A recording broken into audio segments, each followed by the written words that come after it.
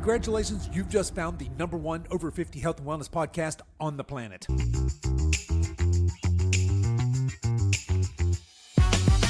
Hello, welcome to the Over 50 Health and Wellness Show. I'm your host, Kevin English. I'm a healthy aging expert and founder of The Silver Edge, and I am on a mission to help men and women just like you build lean, strong, healthy, capable bodies they love for the rest of their lives. All right, beautiful people, let me ask you something. Have you ever started a diet that just didn't feel right? Maybe it pulled you away from family dinners, left you drained, or made you feel like you were trading your happiness for just a few lost pounds. If that sounds familiar, this episode's gonna hit home. Today, we're reimagining wellness with Erin Clifford, a powerhouse coach who helps busy professionals create healthy, fulfilling lives that actually work in the real world. Erin is a lawyer turned wellness expert who brings a unique blend of mindset, mental health, and nutrition to the table. Her work's been featured everywhere from Shape and NBC News to U.S. News and World Report, and she's just released her new book, and it's titled Wellness Reimagined, a holistic approach to health, happiness, and harmony. In today's conversation, Erin breaks down why traditional diet culture fails us, especially in midlife, and how reconnecting with your personal values can unlock a whole new level of health, fulfillment, and yes, fat loss. So, if you are tired of quick fixes, all or nothing plans, or feeling like health has to come at the expense of your joy, you're in the right place. So, whip up a protein smoothie and let's jump in. I was always into health and wellness growing up. And then when I graduated from college, I ended up going and teaching high school in the Chicago public schools. And one of the things I really noticed was that a lot of my students and their parents really struggled with health and wellness. And so when I decided to go back to school, I was kind of debating, should I go be a mental health counselor or should I go be a lawyer, because that's what my family does. And I wasn't sure. So I went and got my law degree, which, ended up being kind of interesting because right when I graduated from law school and I started working in the profession, I saw the same things with all my colleagues and everyone I was working with. So it made me really realize that, people who are struggling to find different paths for wellness is just so universal. And so it inspired me to go back and get a certification as a health and wellness coach. And then I eventually did go and get that master's in mental health counseling because it really tied all of my different areas together. But having the legal background is really helpful too, because I worked for a long time in this stressful profession. So I get what it's like to be, on the go with your business or with your family. And so I really try to make that a point of contention when we're trying to put a wellness program together. You've got to figure out something that works with your busy go life. Yeah, to be sure. Okay, we're going to pack a bunch of that. So that's quite the path to get here from teacher to lawyer to health and wellness person to going back to school, getting that mental health counselor. And of course, now we know you've got your book. We mentioned it in the intro, Wellness Reimagined, a holistic approach to health, happiness, and harmony. But I love that idea of wellness being individualized. I think we're seeing that more in medicine. There's this idea of personalized medicine and personalized wellness. And as opposed to, I think we're moving away from that one size fits all model of anything in the health and wellness space. So I love that you recognize that. I thought it'd be fun to go through your book chapter by chapter and just pick that apart a little bit so we can glean some nuggets from there. But before we do that, let's back up just so we're all on the same page.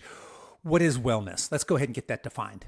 Yeah, so for me, I think of wellness as not just your physical health or, not being ill, but it's really about when you can kind of combine your physical, your mental, your emotional, and your spiritual wellness. I really look at wellness from a holistic standpoint because I don't want to just be physically healthy. I also want to be mentally, emotionally, and spiritually healthy too.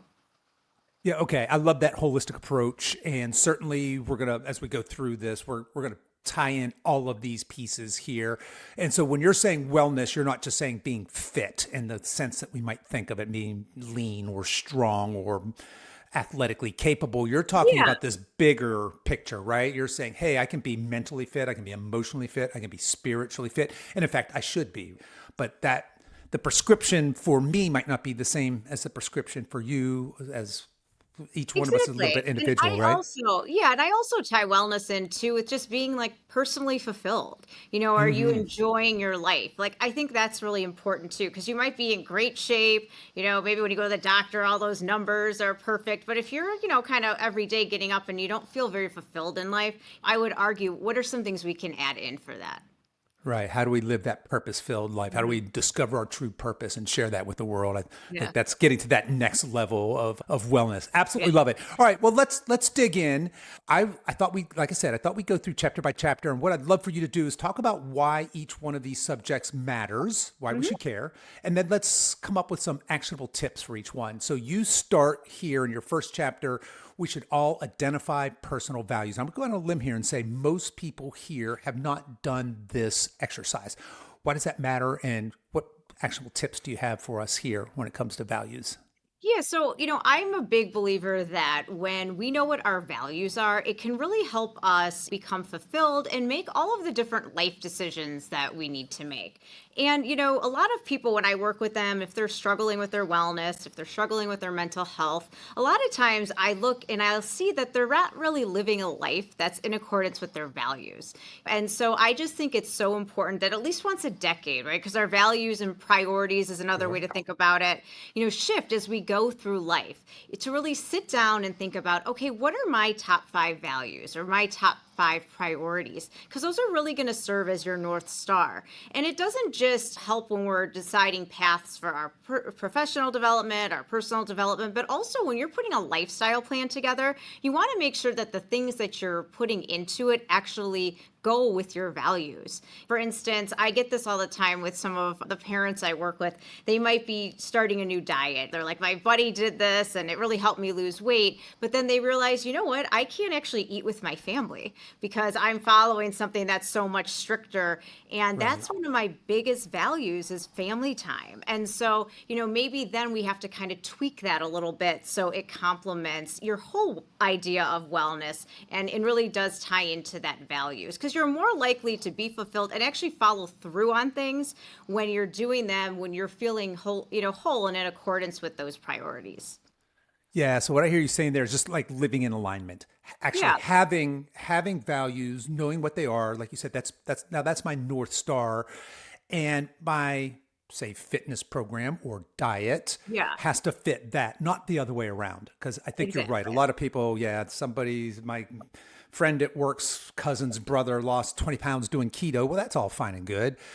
A and B probably gained it back months later, but that's another discussion. Yeah. But you doing that and then coming home and then like not eating another carb for the rest of your life, that sounds miserable, but it's probably not in alignment with who you are, who you Exactly. want to be, how you want to show up for your family, etc. All right. Now, also I guess at the end of every one of your chapters in the books, you actually have works, like it's a workbook as well, right? You have Yes. there's homework. You guys have to think There's a little about homework. yeah, what your values are, Yeah. and you have to write them out. And you give a whole list of things to kind of get your values to get Mhm. the juices flowing, so to speak. So lots of good stuff there. So you would suggest we sit down then, take some time to think about what's important to us, put that down, pen to paper, kind of journal that out a little bit, and then we're going to use that as our baseline for all the other things we're doing going forward, right? Exactly. And one thing that can be fun too is, sometimes I'll work with my clients on, we'll pick a value, we'll do a little values challenge. So they'll pick one Mm. value to focus on for the week and just really see if you're using that value. Is it in alignment with how you're living your life? Because that can be really eye awakening too. And sometimes it's just those little tweaks that you could make when you're mindful of it that can really have a lot of impact. Oh, I like that. Yeah, I haven't heard that put that way. That a little values challenge, kind of week by Yeah. week. One of the things that you've identified is important to you. Now, as I go through this week, am I living that out? Yeah. How is that showing up in my actions? Love it. Absolutely love it. All right, let's move on. Chapter 2, you talk about work-life harmony. Holy moly, this is a Yes. big one in this busy culture day and Of age. course. All of us are busy. It's crazy. Our schedules are crammed, et cetera, et cetera. Why I think that's pretty obvious why that's important, but talk to us about your work-life harmony and how can we achieve that? I think that's an ideal a lot of us feel like we're chasing and we're just never getting quite right. Yeah. And so the first thing is think about it as work life harmony, not work Mm, life balance. I hmm. actually think there's no such thing as work life balance. And the reason I say that is when people hear the word balance, they think about things being equal. And, reminds me too of like growing up and seeing like, the acrobats on a trapeze at the circus, right? And you have to have perfect balance. And we all know that just at times in our lives, it's not possible, Right. and I work with a lot of people too who they like their jobs and they want to spend time building out their careers, but then they have all these different life domains. So I always say instead of having that perfect balance, can we have some harmony? And what I mean by that is, think about a song, all the notes kind of blend together to make this beautiful music. How can you kind of do that with your life? So focusing on a couple life domains that are important to you and then finding ways to weave them together and not beating yourself up if you're going through a period where you're spending more time in one domain than the other domain. And so, for instance, if I'm busy with work one week, but you know what, my health and self-care, my friends and family are still important to me. How can I tie those in? It might not necessarily be equal time, right? But I'm Hmm. still able to tap into those things in a way that does kind of create that wheel of harmony for myself. That wheel of harmony, and that's an actual exercise in the book Yeah. as well. And now you've referenced these life domains. Can you? And I think the examples you gave, one is wellness, one is family time, one is work time. Can you give a couple more examples? Because I think that's what you're talking about in that wheel of harmony exercises. In Yes. each of those domains, you're going to self-rate yourself and make a little graph. Is that Exactly. right? Yeah. Yeah, so you kind of so and the way I came up with these domains is just looking at from a developmental standpoint as I go through life, what are areas I know I want to touch upon.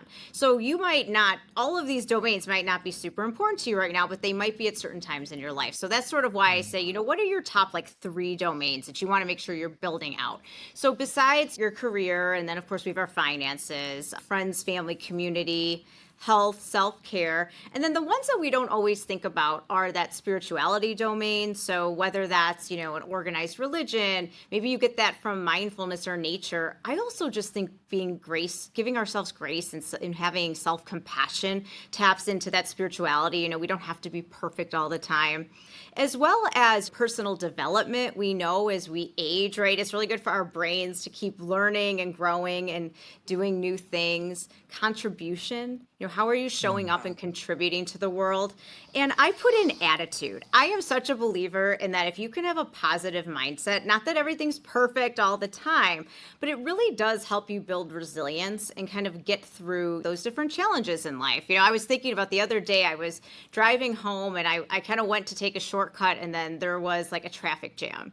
And I was so annoyed. I had to turn my car around and then I'm driving down. All of a sudden I see this beautiful rainbow. And I was like, wow, this is so that attitude domain. Can I be like, Yeah. you wouldn't have seen that if you weren't looking. Right. It's kind of a reframe for you. Yes. Yeah. Yeah. Okay. So I'm curious if I take that test, that Wheel of Yes. Harmony test, and I find that in some of these domains I'm knocking it out of the park, and some of them Yeah. I'm okay, but I've got some really glaring weak spots there. Yeah. Is the general advice then? Is it best for me to look at those really weak spots and think of ways I might shore that up? Is that what we're trying to do? In other words, is it helpful for me to have at least a little bit of symmetry in my wheel as opposed to some really big spikes? Yeah, and I think what's important too is if you take if you kind of go through and you kind of rate each life domain and to look at that and say, okay, this is where I'm at, but are there certain domains I really want to build out a little bit? For instance, I notice sometimes like kind of on the left side of the wheel, right, where we have that personal development, that spirituality, that contribution. When I'm working with people who are kind of midlife, kind of figuring out what they want to do, sort of winding things down at the career, all of a sudden that stuff becomes really important to them, right? Because they're starting to start thinking about what are some things besides my career, like that I might want to do. So I always tell people it's not that they all need to be an 8, right? I don't have to be an 8 in all my domains, but if you look at that wheel and say, okay, based on my values, based on the things that I know I want to have moving forward, is there a domain here or two that I'm like, I got to build that out a little bit. If you're going through this, for instance, and you're like, you know what, I'm pretty low on my health or my self-care, that's definitely a domain we want to try to build out a little bit. Or if you feel like, what, I haven't been spending as much time in my important relationships. Are there little things I can do? Doesn't mean all of a sudden my whole schedule has changed, but I think a lot of times we can prioritize and get some time back to spend in the areas that are important to us if we know that they're important to us.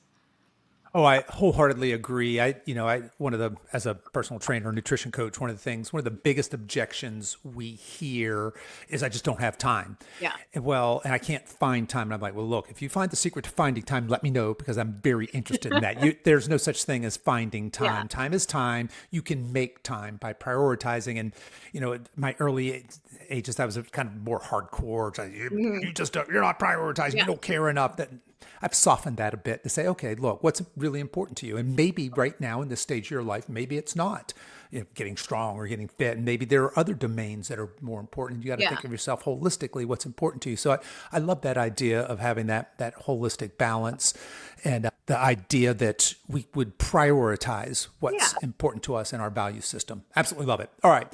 So let's see what's up next. Oh, here's a good one.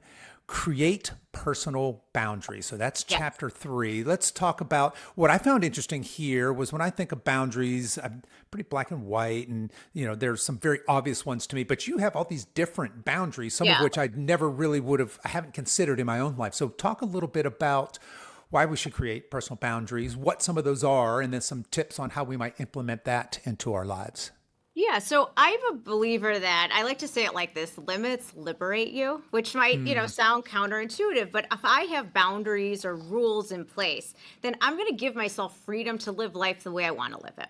If you don't have any boundaries in place, you're going to end up doing a lot of things you might not necessarily want to do, or things that you feel obligated to do or other people want you to do. And so I always just say, take a minute to really, when you're thinking about, the different types of boundaries, whether that's things around like your schedule and time, of self-care, your professional boundaries, your social boundaries, right? We have different boundaries in relationships, which when we have them can actually make relationships even better. But one of the things I see people get caught up in a lot is all like what I like to call those extras.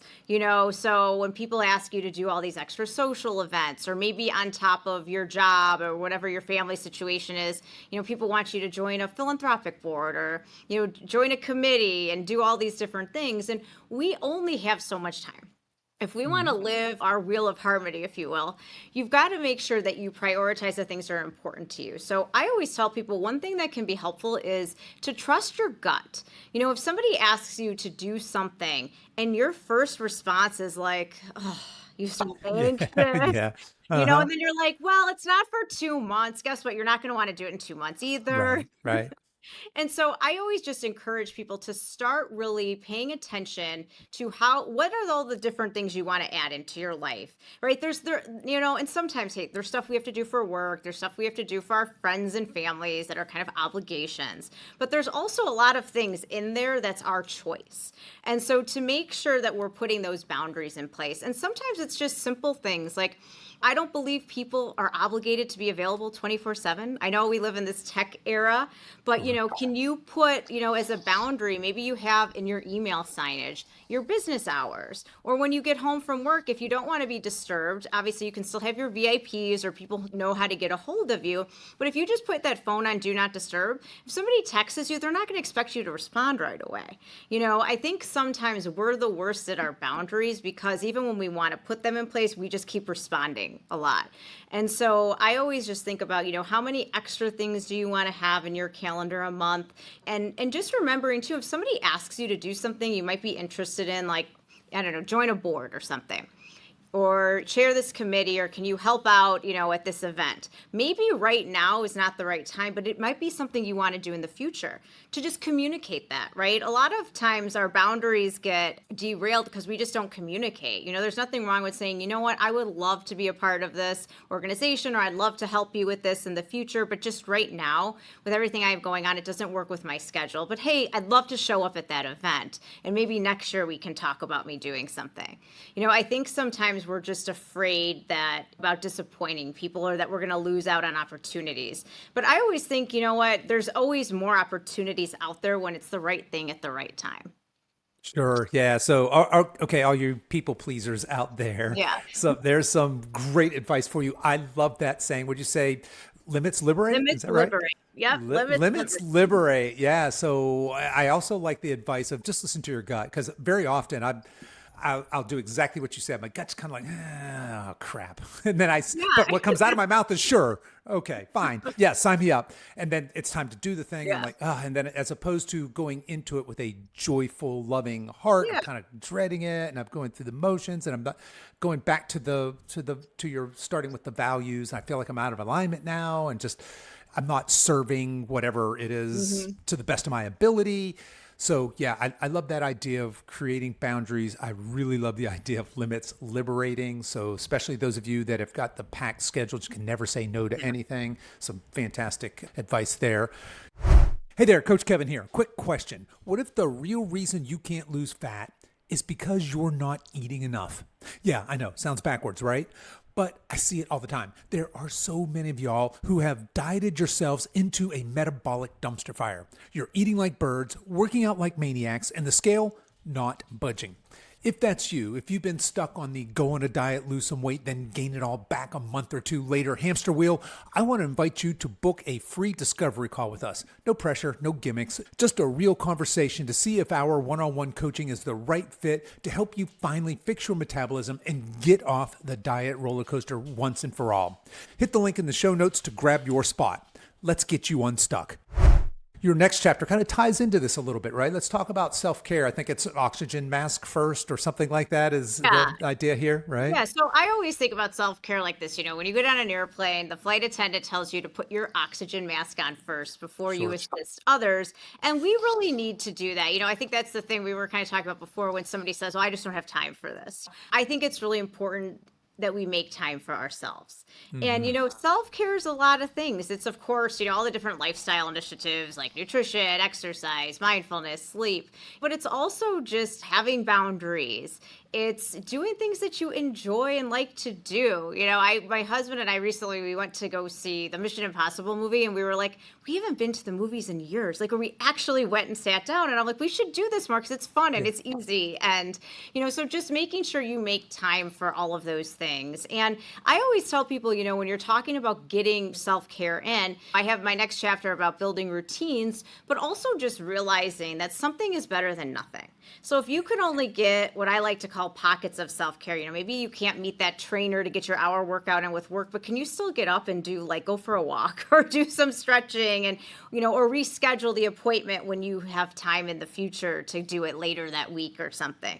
I just think that we have this, we've got to do everything or it's a nothing mentality in our Yeah. world. And that's really not what self-care is about. It's supposed to be kind, to Right. ourselves. Yeah, it should be kind, it should be loving. And I'll say this, I've said this before on this podcast, but self-care should be the basis of how you show up. If you want to show up as the best parent, as the best Hmm. son, as the best sibling, as the best community member, as the best employer, as the best employee, as the best coworker, whatever it is, you can't really do that if you're not doing the Yeah. basic care and feeding of yourself, if you're not practicing self-care in this holistic way that you're talking about. If you just want to crush life, start with yourself. Put the oxygen mask on yourself Yeah. first. Make the time, right? It's not like you're going to find the time. Make the time, prioritize the time to do those things. And look, to be fair, when I say that in my context, my coach brain goes, right, eat real whole food and, let's get rid of the processed junk and people and let's get in the gym and let's Mhm. move. But it's other things, right? It's taking Yeah. that time to be mindful. It's taking that time to do things that you enjoy. It's taking time off. It's taking a vacation where you don't maybe worry about Yeah. what you eat. And you don't worry about going to the gym, but you do worry about connecting deeply with your loved ones and exploring this beautiful place that you're in. Yeah. So love that idea of having this self-care routine and really prioritizing that because Yeah. I think it makes you show up as the best version of yourself in whatever love you want to do. Yeah. Yeah. 100%. All right. Moving right along. Chapter 6. Let's go. Bring it, or wait, no, chapter 5, I don't want to skip this one. You had referenced this, create flexible routines, almost an oxymoron there. How do we create flexible routines? Yeah, so I think that if you want to get all your self-care initiatives in, especially when we're talking about like the lifestyle things like that, eating healthy and the Hmm. exercise and Hmm. mindfulness, whatever it is that you kind of like to add in, you've got to make them consistent, right? If you don't have them as a consistent part of your life, it's not going to happen. And so I really like when people create routines because we know when we look at the research, you're more likely to follow through on lifestyle initiatives. I also think from a mental and emotional health standpoint, it makes us feel more grounded when we have routines. And I just think that's good just for our overall wellness. And so where I get it with the flexible is sometimes stuff happens and maybe I can't get I'm traveling and I can't have the exact same routine I do at home, so I want to make sure I'm flexible. Can I like modify it a little bit? And even if I get totally off track, let's say I go on vacation and I way overindulge, I don't exercise, I'm just eating, drinking, whatever I want. Well, when you come home, if you've got a routine in place, you can get right back into alignment. If you don't have a routine in place, you're always going to be kind of pendulum sliding back and forth instead of feeling like, okay, I've got a good base, that I can always return to, that I can modify when I need to. And if things really do change in my life, I can change that routine up a little bit to make it work for me. I think when we don't have any routines in place, we're always that person that's like, okay, I'll start again on Monday morning. And you don't want Yeah. to be like that. Yeah, you don't want to start over every Monday. Yeah. That's not the way to do it. Well, okay, I love all of this, right? I like the idea, obviously, of having a routine. I Yeah. think you should, I think we both agree, you should have structure, Yeah. you should have a routine, and it should be one that fits your values and your life, not the other Yeah. way around. Don't do any crazy, don't do 75 hard if you're not going to be able to maintain that for the rest of your Yeah, life for most exactly. of you Yeah. out there, right?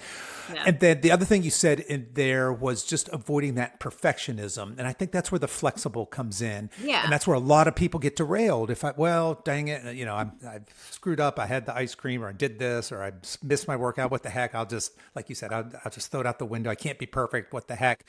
Ditch that mindset because perfectionism isn't going to get you where No. you want to go. And yeah, I think that having that routine but having grace and having some flexibility in there certainly allows you to live real Yeah. life, right? Because real life Yeah, happens. whenever I'm kind of helping people develop routines, I always ask them, I'm like, well, what derails you sometimes? Because we are creatures of habit, right? A lot of times the Hmm. same thing will get us stuck. I'm like, okay, let's talk about it now. So when that comes up, you're like, okay, I saw that coming. Give us that grace. Let's just move past it. Because I think when you plan for those things, you're more likely to just be like, okay, I'm going to take a breath and I'm not going to get totally derailed. Right. Yeah. Awesome. All right. So now we're getting into really my domain and my Yeah. area of passion here. I'm very passionate about obviously exercise, eating well, all that fun stuff. Chapter 6 is fitness for the busy professional. I really like that you call it fitness for the busy professional because, again, I don't know, we probably have some retirees here who aren't busy, maybe listening. Yeah. That's not most of us in real life. Even if we're retired, we're Busy. busy, Yeah. right? So talk to us about fitness for busy people. Yeah, so when I think of fitness for busy people, I think about how can I figure out how I'm going to make this a part of my daily routine, my daily life. Whether that is, I always, having a couple maybe planned workouts that I put into my calendar, but also finding ways to be active in my life. And I really think too, even when it comes to exercise, and obviously this is your expertise, but there's lots of ways that you can exercise. And Yep. so finding things that you're actually going to do and that are going to complement your body, what you need at the time as well. I know on my own journey, when I got into my 40s, I started having some trouble with my knees. I think from just the overuse of all the competitive dance and stuff I did growing up. And I had to totally change things up. And it's frustrating sometimes. Mhm. But, I think just finding ways, eventually kind of getting into a new routine was helpful to me. But just realizing exercise might look different for you at different times in your life, and that's okay. But just, figuring out what works for you, figuring out how to fit it into your schedule, and realizing that really being active in life counts too. I think we forget that sometimes, that, if we can not take the Uber ride share, or, we can park at the end of the lot and take the stairs, like all these little things add up over the week. Oh, they most certainly do. And look, working out's a fairly new phenomenon in human Yeah. history. We work out because we're manufacturing work. Once upon a time, our workout would have been us, I don't know, chopping wood and toting water and hunting and gathering, all those kinds of things, right? Well, technology advancements have made it so that most of us are sedentary.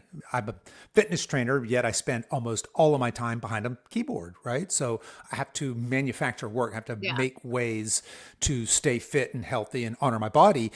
And I love the idea that you say, hey, this should not be an odious task. It should not be punishment. And your exercise shouldn't view exercise as punishment for what you ate or anything like that. You've got to find a way. The way I like to say is you have to learn to fall in love with the process. So you have to have a process or a schedule or a routine, if you will, a flexible routine that you can fall in love with, or at least not hate, right?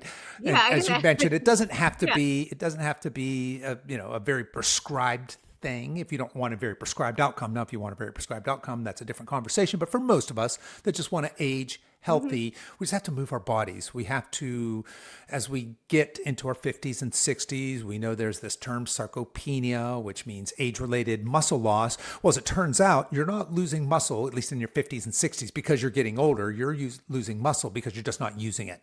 Your body doesn't require it to be on your body, therefore it's going to get rid of it. It's metabolically advantageous to get rid of muscle if you're not using it. So we have to do things with our body that requires us to maintain muscle, and we have to be consistent with it. But yeah, I when it comes to being busy, because we'd reference, that's one of the things I hear quite a bit from clients is, I'm just so busy. Look, something's better than nothing. I've got clients that literally do 15 minutes a day, 5 days a week. That's their workout. Yeah. Now, in addition to that, we would hope that, hey, we're getting our steps in and things like that, but they're structured workouts, 15 minutes a day. But for you, maybe you start with 10 minutes a day. Maybe it's 10 minutes once a week to start, or every other day, something like that. But finding a routine that's, again, you can be flexible with and that works for you, that you don't hate, and maybe that you can learn to fall in love with, or just doing activities that are fun. There's lots of, pickleball is all the rage these days. Just go find a sport, go join a community, join a class, something like that. Something that's going to keep you motivated and in the game to move your body, right?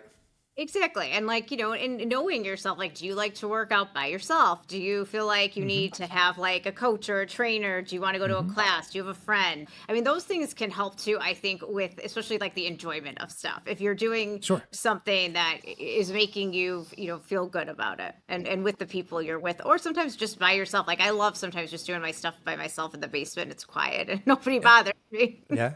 Yeah, there's lots of ways to work out there. Like you referenced, there's a home gym, there's commercial gyms, there's class settings, all kinds of things. Yeah. All right. Well, next up, I guess the other side of working out, the other half of that equation when it comes to body composition and being healthy physically is eating well. Now, you have a quote at the beginning of this, and I haven't seen this quote before. I absolutely love it. It's Virginia Woolf, and it is, one cannot think well, love well, or sleep well if one has not dined well. Yeah. Love that quote. I'm going to use that. I'm going to steal that from, I guess not from you, but from Virginia. Yeah. And use that because I absolutely love it. What do you mean when you say eat well? Because look, in this day and age, eat well can mean so many different things. There's so much noise and so much confusion, so many different diets. What does it mean to eat well?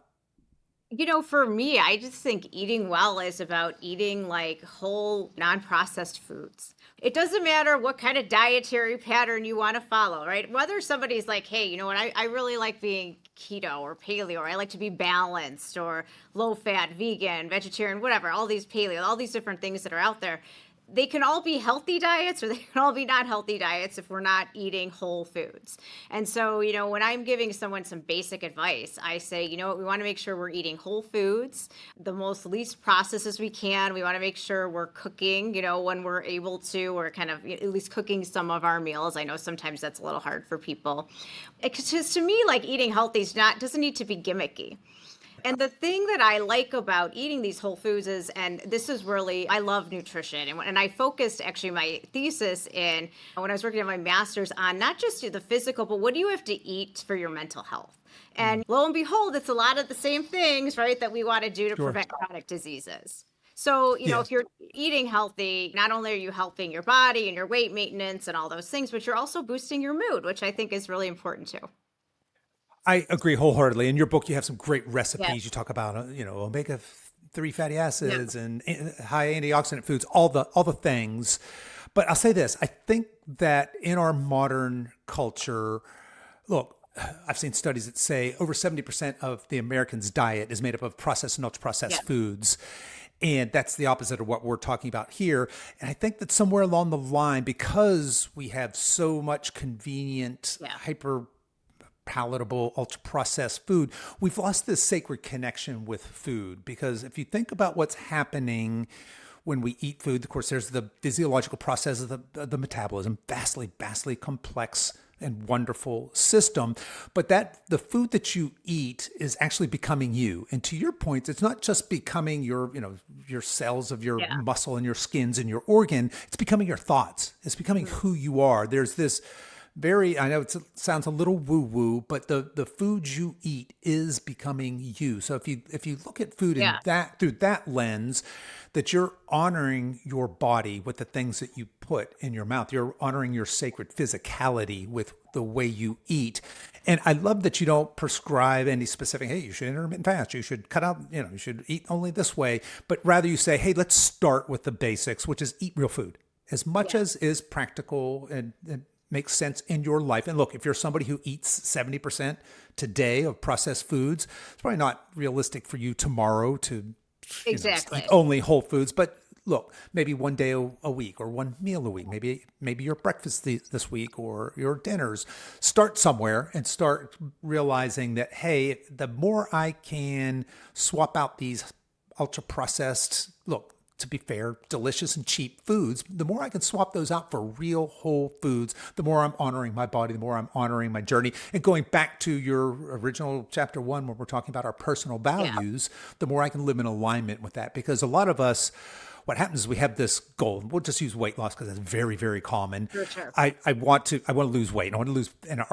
In this podcast, we say no. Especially over 50, we don't want to lose weight. Because that make you smaller and weaker and frailer. You want to lose body fat and build muscle. That would be the preferable way.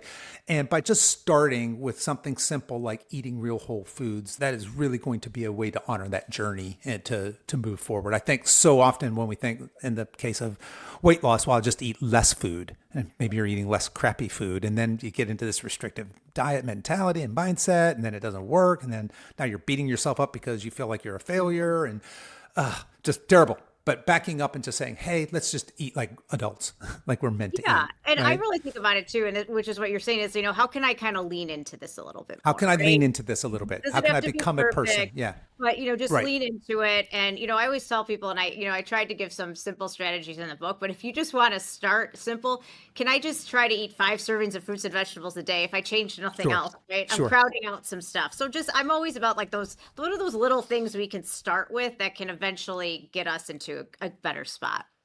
100%. Yeah, we use with our clients, call it the Silver Edge nutrition pyramid, and at the base of the pyramid is what you eat. So if let's just say your goal is fat loss. Yeah. What you eat is the most important thing, not how much you eat, but what you eat. And then the next layer of that is how you eat. Going back to that, you should have a sacred relationship with your food. You should eat mindfully. You should eat respectfully. You should eat in a way that honors your long-term goals and not hedonistic pleasure here and now. And then the next most important part is how much you eat, because calorie balance does matter. And then the final smallest tip of that little pyramid would be when you eat. That's the least important part. Yeah. Whether your goal is actually performance, aesthetics, fat loss, muscle building, any of that still applies. So I think that we are in alignment there as I read through your information here, and you have a ton of resources on this in particular. You got all those recipes. I think the back of the book, the appendix, has got a bunch I did of a meal planning guide. Just meal planning how to guide. make it easy. I put some recipes in that are also good for your mental health. But and I tried to do stuff that was just easy. Tastes good and it's easy. Good. Yeah, because going back to the busy in our life, that's one of the things that people, again, they say, hey, it's really hard for me to eat healthy because I don't have the time, because that implies me shopping and me preparing, and finding simple ways to eat real whole foods is fantastic. All right. Obviously very passionate on that, that. I love that you dedicated so much time to that.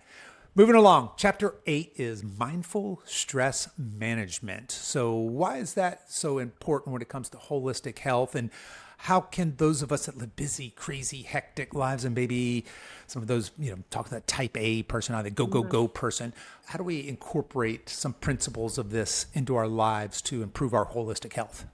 Yeah. So, when I think of mindfulness, a lot of times we think about meditation Hmm. and breath work, which both of which I think are amazing for people. You mentioned, and I hear this from clients sometimes, well, that's too woo woo-y for me, Erin. I Yeah. don't want to Yeah. do it.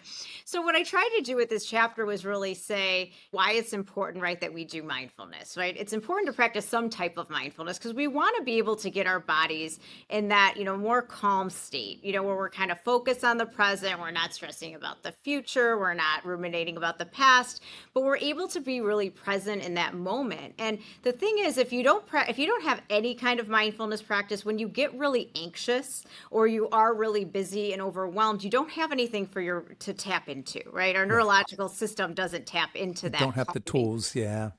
And so I really tried to be like, okay, there's lots of ways though to be mindful, right? I can do those meditation and the gratitude and breathwork practices, but I can also practice gratitude. That taps into my attitude domain and that wheel of harmony. How can I think about 5 things I'm grateful for a day? Keep a gratitude journal. I love having families do stuff with, like, in the kitchen, having a gratitude jar, a gratitude bulletin board, and everybody once a week writes something down and then you share it over a meal without your phone at least once a Hmm. week. But also things that are great journaling, if anyone practices religion, prayer.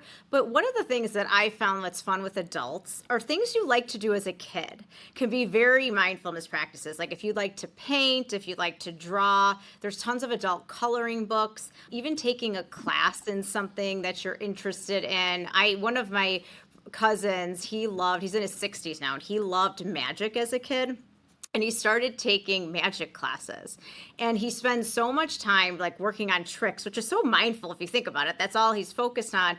But he's also had this other aspect of meeting all these new friends, and now he has a whole nother community, right? So there's lots of ways to build in mindfulness that can also then tap into other life domains too. Yeah. As a person who's struggled in this area for Yeah. most of my adult life, and I think we're all on the path here Yeah. somewhere. Mindfulness, stress management, and a lot of the things that you just mentioned have been very, very impactful for me. Mhm. Tactically, things like the box breathing, or just where you're taking Yeah. that deep breath into your belly, into your diaphragm, hold for a moment, then that long, slow exhalation. When I'm all worked out and overwhelmed in the day, when I feel like don't, just there's more, Yeah. something's going to fall off. One of these plates is going to fall and break. It's okay. Take 30 seconds, 60 seconds to do that breathing kind of in the moment. But like you, I'm a journaler. Yeah.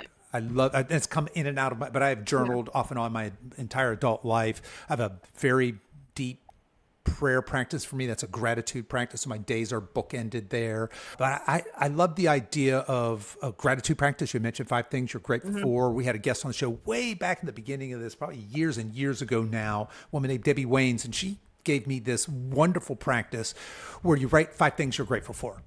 Day one, it's a 30-day practice. Day two, you write 5 more things you're grateful for, but they can't be the things you were grateful for the first day. So Okay. day one's pretty easy. I'm grateful for my wife and my kids and my house. Really easy. Day two, simple. You got 10 things you can be grateful for. But what happens is a week into this exercise, you now start scratching your head and you're really thinking, okay, what am I grateful for now?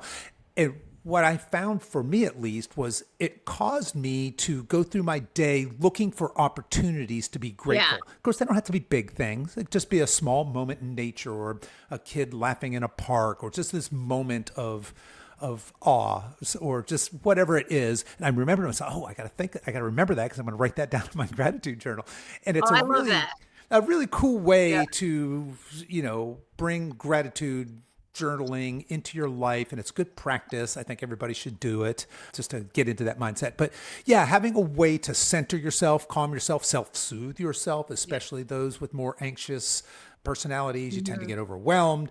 Really important because a lot of the stressors in our lives aren't things that we control. So there's the political climate, the cultural climate, and maybe in your family you've got an aging parent or an unruly child or whatever it is. Those are things that are largely outside of our control, but what we are in control of is how we relate to these things and how we manage these things, how we manage our stress. So really love that. Other side of stress, the other side of that coin, I suppose, is the next chapter, intentional sleep. Talk to us Mhm. about sleep. Yeah, so the one thing I notice a lot with sleep with people is not only are some of us struggling with sleep, right? Either falling to Hmm. asleep or staying asleep, but also making time for it. There's a lot of people that I will encounter, I'll work with, and when I really sit down with them, they don't actually make the allotted time for it, right? So if you look at the research, right, it's 7 to 9 hours for an adult. There's different studies out there, but we want to make sure we're at least giving ourselves, when we can, that time for the sleep. And then figuring out what's a good routine for us. A lot of people have heard about don't have any electronic devices, right? Keep the room cool. But there's also lots of other things you can do. I always think, are your sheets comfortable? Are your PJs comfortable? Is there something that can kind of help you fall asleep? Or if you wake up in the middle of the night, it's something that's going to help you get back to sleep. I was working with a client recently who struggled so much with sleep. And then he realized that he falls asleep on airplanes. And so he ended up like downloading an app that had like an airplane noise on it. And he Hmm. pictures himself going to Hawaii and he can fall back asleep then. And he was struggling a lot with waking up. So again, I think that's something that, you have to kind of figure out what works for you. And I always tell people, there's great tools out there. You've got your Aura Ring and all these different watches or devices. But if you don't actually know why you're struggling with sleep, sometimes it's good for even just a month, like to keep a journal. And I kind of put some prompts in my book because your Aura Ring isn't going to tell you if, oh, I'm drinking caffeine a little bit too late in the day, or I'm exercising too late in the day, or maybe when I have something going on at work and I don't do something to calm myself down at night before I go to bed, that then I'm struggling for sleep, right? So some of those behavioral things, or even just medications or foods and different stuff, if we're really struggling with sleep, we're not going to notice it just from these tracking apps, which can be great, but they Yeah. don't tell us everything. Yeah, great. Yeah, great point. And I love the idea of just being a scientist and Yeah. self-experimenting. If I do this, especially, I love my Yeah. Aura ring, especially in conjunction with technology. So if I can track Exactly. my deep sleep and my Yeah. REM sleep and my total sleep time, my time in bed, my latency, all that fun stuff, if you like to geek out on that, well, what happens if I read every night for 30 minutes as opposed to watch TV Hmm. right until bedtime? Yeah. Let me do that for 30 days and see what happens. Does that change my numbers? Yeah. I love Or that. yeah, yeah. So you can Yeah. kind of be an experiment with that. But I'll say this, and I've said this many times in the show. I think that sleep is the absolute foundation Yeah. of healthy aging. I really do. I've used this analogy before. I say, look, maybe, just maybe, you could swim a mile with a 10-pound brick chained around your neck. You probably wouldn't. You'd probably you'd probably drown, but maybe you could. But why in the world would you? And I think that those of you that are not getting a minimum of 7 hours of quality sleep every single night consistently, that's what you're doing. You're trying to swim with added weight chained around your neck, and you're just making everything more difficult. It's like the tide that rises, all the boats lift up. That's what healthy sleep does for you. So I think that finding a way to really, like you said, to make the time, give yourself Yeah. the chance, find what works for you, but get in that habit. And then when you figure out what works for you, guard it ferociously, Yeah. because I it's love that. that is It's precious. that Yeah. important. And I say in my book too, I'm like, what is the one question? I don't care who your doctor is, they always ask about your sleep because doctors even know that, right? Hmm. That that's the one thing we want to make sure we're definitely getting our sleep in because if you're not getting your sleep, all the other stuff we've been talking about, it's not going to Sure. matter. Sure. Yeah. We track weekly with our clients. This is, I'm again Hmm. going back to a fat loss Yeah. client that wants to, that's their goal. They want to lose fat, Yeah. right? And we track every week. They self-rate themselves on stress and appetite, and energy levels, but certainly sleep is one of the things we track. And if somebody's got really, really crappy sleep, they're not going to be Yeah. successful in that endeavor. Certainly not going to be smashingly successful because they're just too handicapped by that. So yeah, getting that shored up, it makes everything better. And I think most of us know that anecdotally, right? You know what Yeah. happens when you wake up with a crappy night's sleep. Yeah. You're Exactly. not on your A game, and you Not feel under like ego. Superman when you do, right? Yeah. Love it. All right, here, coming in for a landing here. We're at where are we? Chapter 11. Nope, chapter 10. We got SMART goals first. Yeah. So SMART obviously is an acronym, SMART goal setting. What is it? How do we do it? Yeah, so I like the SMART goal setting because it really helps us become specific. And actually, the way I wrote this, make an action plan around your goals, right? So the first thing is, right, you want to make sure your goals are very specific. Exactly what are you going to do and why? And I don't just mean that superficial layer of why. I want you to kind of peel that onion back and dig deep a little bit. Sometimes I'll get people that'll come work with me because they got a diagnosis, right? They've got type 2 diabetes, maybe they have some heart disease, and their doctor tells them to do all this stuff, and they've got a plan going. Well, you would think that that diagnosis would be enough. A lot of times it's not. Right. Yeah. I've got to peel that onion back. Like, why is it important to you to stay healthy? Yeah, you've got type 2 diabetes, but why do you not want to continue on this path? Right. Is it, and sometimes it's because, right, they've got their kids or their grandkids, or they have certain goals and aspirations in life. So I really try to dig deep with people because we all struggle sometimes, right? We're not perfect. And so when you do feel like you're getting off track, if you know what your why is deep down, a lot of times that can kind of help turn things around for you. And it really does provide just a deeper level of motivation. And so, I'm always starting off getting really specific. How are you going to measure it?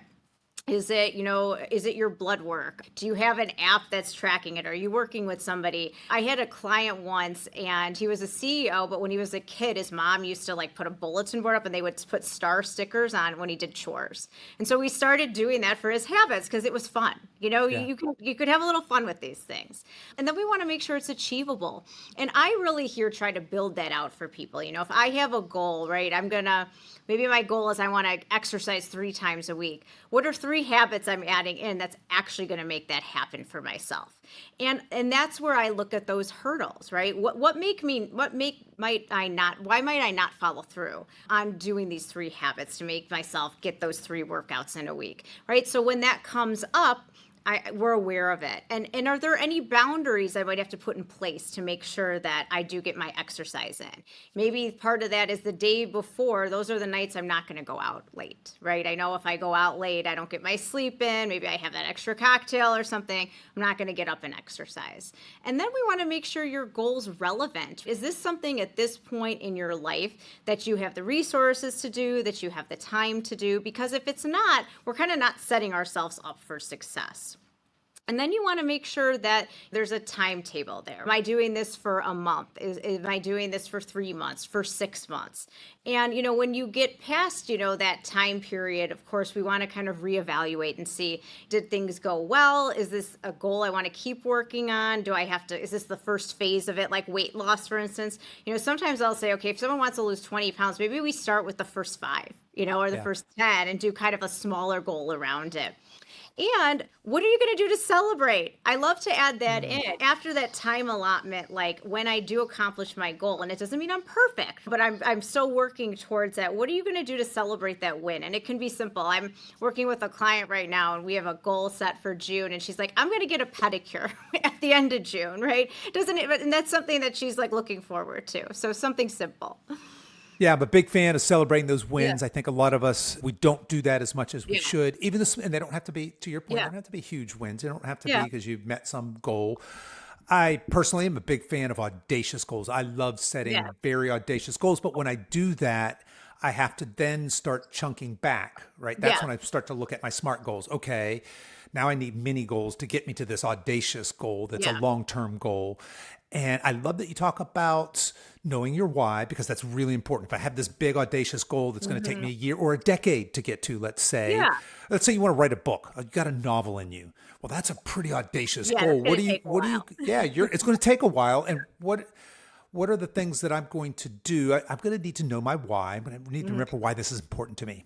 And like you said, not just the surface, but really deep down. Maybe I have this, there's story I've got to tell the world, and whatever it is, you got to know that, because there's going to be times when obviously the motivation is going to leave and the grit and willpower is only going to get you so far, right? So I'm going to know my why, but I want to chunk down into small habits. What do I have to do every day? Maybe I say I'm going to write one one page a day. And if I don't feel like writing, I'll sit in front of a blank page and stare at it. Yeah. But I'm going to, those 30 minutes are going to happen come hell or high water. Here it is in my schedule.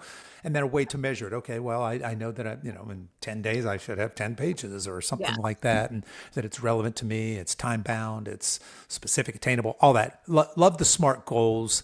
Love the idea of having a big goal and then chunking it down into smaller goals. And then what do I do today? What's the habit that I'm going to incorporate a change in my life that's going to make this happen?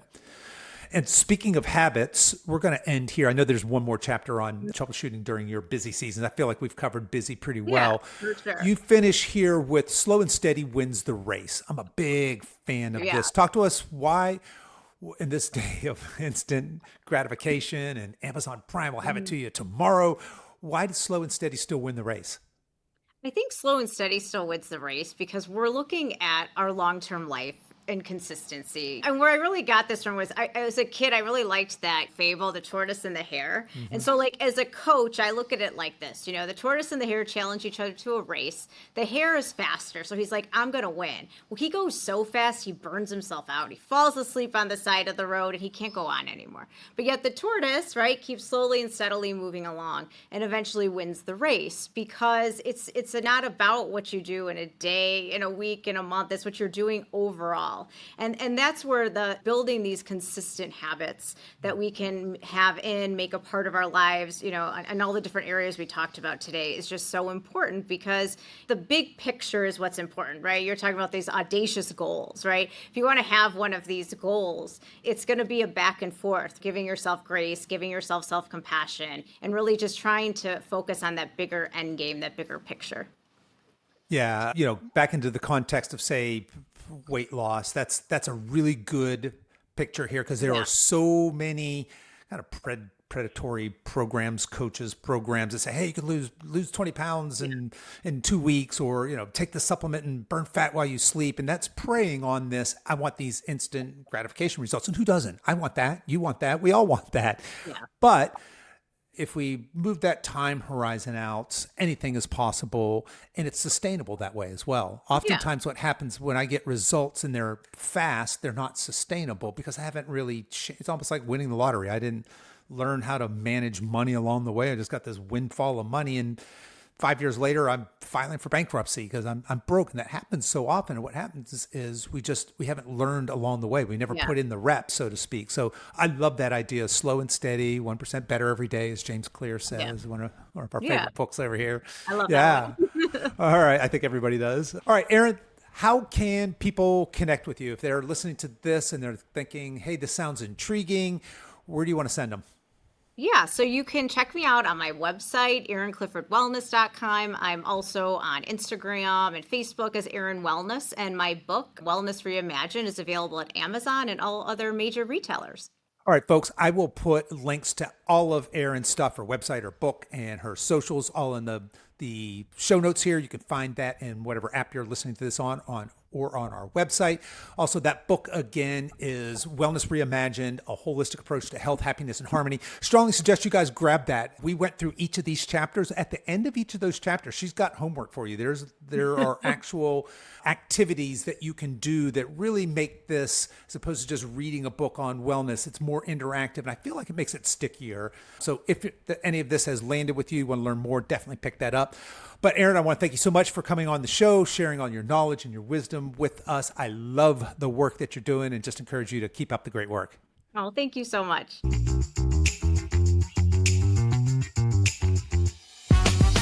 Okay, that's our show for today, folks. If you are interested in checking out one of our professionally designed, age-appropriate functional strength training programs, I will throw a link to those in the show notes for this episode. You guys can find that as well as all the information on Erin on whatever app you're listening to this on, or you can head over to silveredgefitness.com/350. As we wrap up our time together today, you can show your support for this show in two very important ways. The first is to tell a friend about this podcast and encourage them to give it a listen. The second is for you YouTube folks to please click the like and subscribe buttons, and for you podcast folks to please give this podcast a 5-star review on whatever platform you listen to podcasts on, and be sure to subscribe and follow so you don't miss any future episodes. I really appreciate you spending your time with me today, and until next time, stay strong.